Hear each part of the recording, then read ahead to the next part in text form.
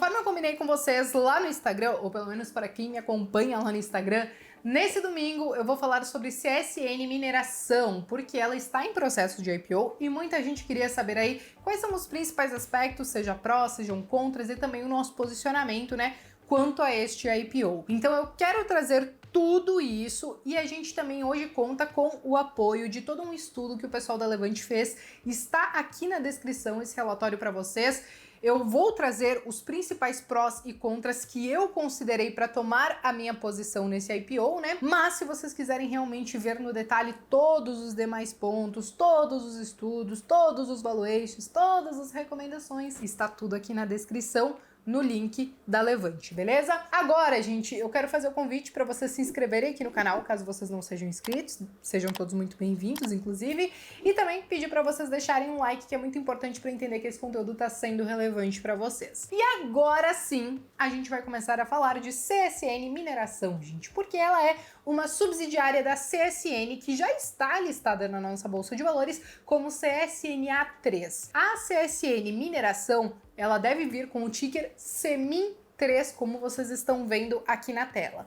E apesar de ela ter se tornado uma subsidiária apenas em 2015, ela já tem mais de 100 anos de história na produção de minério de ferro. E cabe ressaltar que, mesmo ela estando há mais de 100 anos, né, na estrada aí com a produção de minério de ferro, ainda assim foi feito um estudo para tentar levantar aí o quanto ela teria de reservas para continuar produzindo. E eles levantaram então um valor de mais de 3 bilhões de toneladas de minério de ferro, fazendo com que essa fosse aí uma das maiores reservas do mundo. Então, quando a gente fala de CSN Mineração, a gente está falando de um ativo que tem muita qualidade, mas a gente não pode avaliar somente isso. Vamos começar falando, gente, sobre os motivos do porquê ela está fazendo esse IPO. Então, o primeiro dado, que eu acho que é relevante para vocês, é que as reservas desses IPOs podem ser feitos até o dia 10 de fevereiro, ou seja, praticamente daqui 2 dias. E ela espera, inclusive, levantar mais de 5,3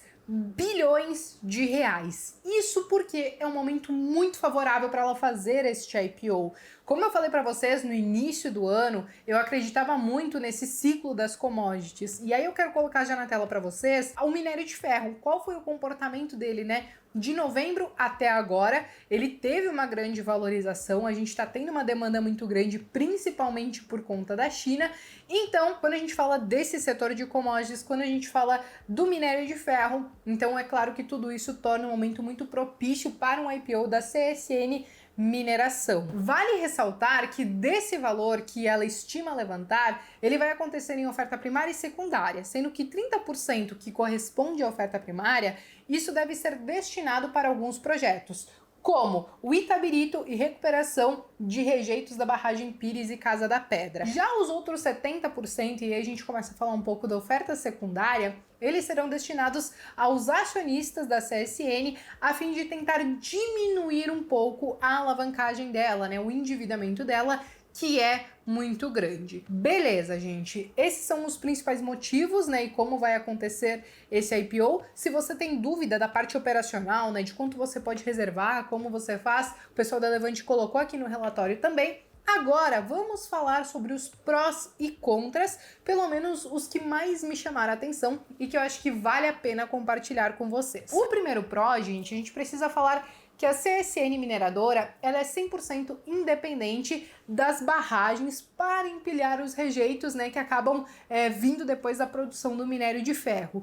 Isso tudo também é agregado ainda pela filtragem a seco, né, que eles chamam, que permite com que a recuperação daquela área, né, onde teve toda a extração e a produção do minério de ferro, ela seja recuperada muito mais rápido. Então, nesse quesito socioambiental, a gente, claro que sabe que tem alguns impactos, mas existem alguns mecanismos para amenizar isso. Agora, outro ponto que é muito positivo para ela é pelo alto nível de qualidade do minério de ferro. Tudo isso porque tem um alto nível de pureza e baixo nível de contaminantes, né, que podem acabar acontecendo ali no meio de toda essa produção do minério de ferro. Então, quando a gente fala da qualidade do produto dela, com certeza ela acaba indo lá para o topo da lista em comparação com os seus pares e com outras mineradoras. E aí um terceiro ponto, gente, que eu considero sim muito relevante, é que ela trabalha em todas as pontas, desde a parte da produção até toda a parte logística, né? Então ela tem basicamente dois ativos, como vocês podem ver na tela, que é a mina de Caso de Pedra e a Minas Engenho e Pires. E aqui a gente entra novamente, né, naquela capacidade de mais de 3 bilhões de toneladas de minério de ferro que podem ser extraídos ainda. Ela tem esses ativos, mas ela também tem a parte da logística que acaba favorecendo bastante ela e diminuindo muito o custo da produção dela, né? Então ela acaba ficando com um custo muito baixinho em relação aos seus pares também. Aqui na tela eu quero colocar para vocês como que funciona.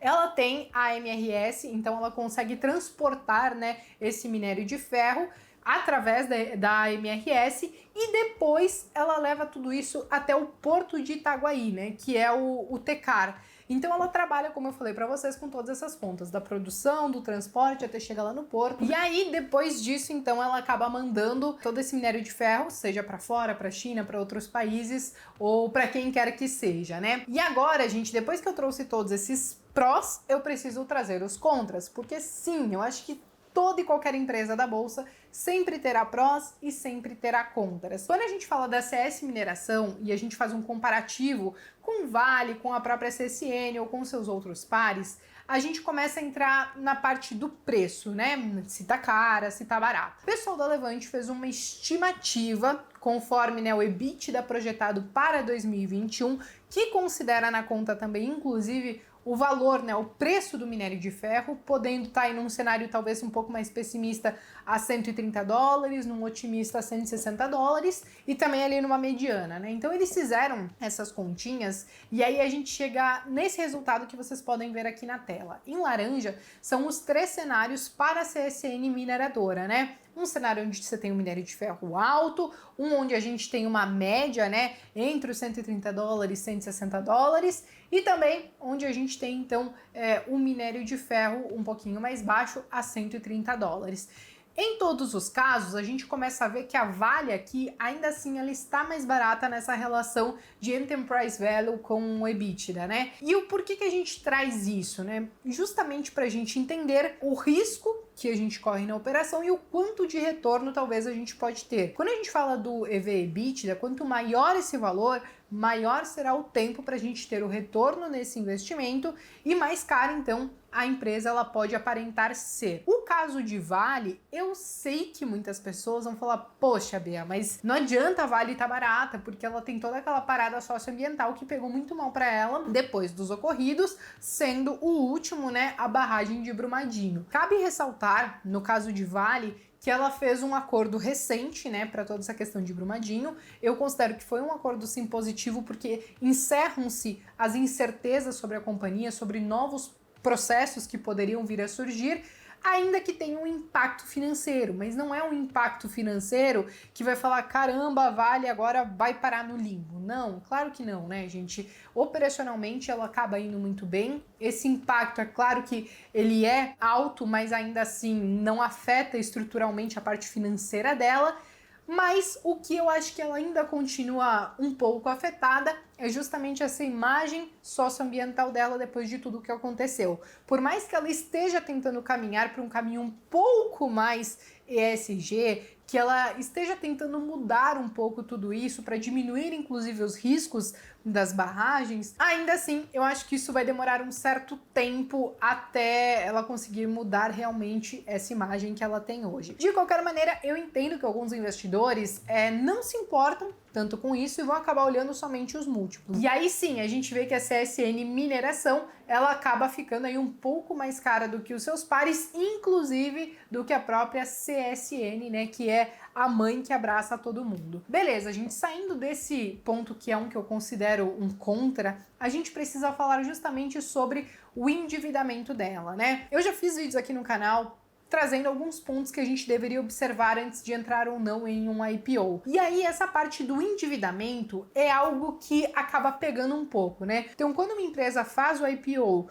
mas a maior parte do valor vai para pagar dívidas, diminuir o endividamento, diminuir a alavancagem, isso me gera um ponto um pouquinho de atenção, porque é claro que seria muito mais preferível a empresa utilizar esse valor para conseguir expandir as suas atividades, fazer novos projetos. Mas, diante da situação da CSN Mineração, a prioridade realmente vai ser diminuir esse endividamento. Um outro ponto, né, gente, é que nós já sabemos que a CSN, ela tem sim um alto nível de alavancagem, ela tem inclusive sofrido com essa oscilação do dólar, né? Então, quanto mais alto o dólar, essa dívida pode ficar um pouco mais cara. Ela chegou ali em determinado momento bater 33 bilhões de reais. Então, esse é só um ponto de alerta. Ainda que ela consiga ter aí essa dívida controlada, a gente sabe que parte dessa arrecadação que ela vai ter no IPO vai acabar sendo destinado para isso. Diante de tudo isso, diante desses prós, diante desses contras, o que eu entendo? É uma empresa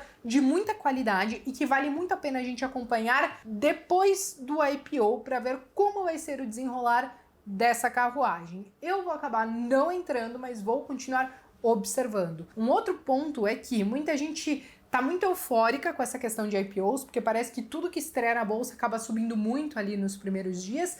E claro, gente, nada impede disso acontecer, porque o mercado é soberano, nada impede de alguma coisa que a gente considera cara hoje ficar mais cara depois, mas o que a gente precisa fazer nesse momento é justamente essa avaliação de risco-retorno e entender se às vezes você abdicar de um investimento e olhar para outro, esse outro não pode talvez te trazer um retorno maior com um risco menor. Então, por conta dessas condições, eu acabo ficando fora nesse momento da CSN Mineração, beleza?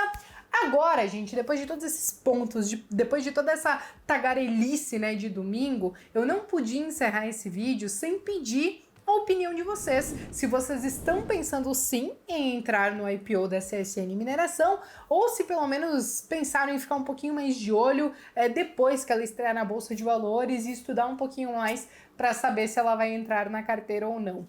Me contem aqui nos comentários que eu quero saber e eu vejo vocês então, gente, no próximo vídeo.